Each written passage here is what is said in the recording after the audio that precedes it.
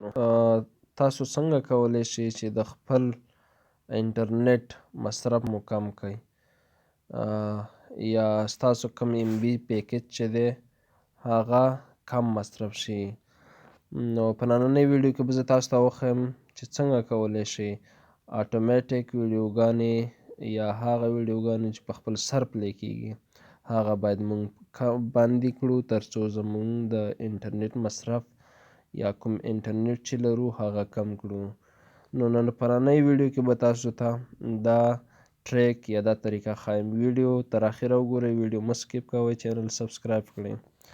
لومړی تاسو خپل فیسبوک صفحې ته راشئ، دې خواته 3 لاینز باندې کلیک وکړئ،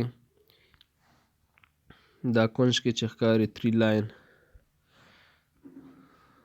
دې باندې کلیک وکړئ. بیا داسې ښکته ډاون کړئ، سیټینګ ته راشئ،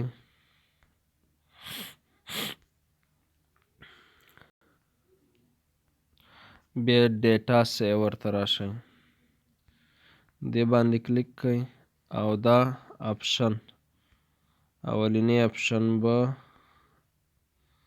تاسو بند کړئ.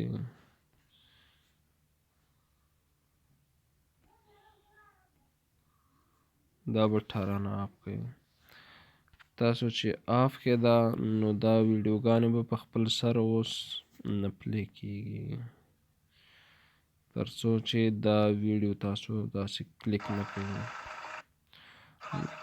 نو په خپل سر دا ویډیو پلی به آف شي.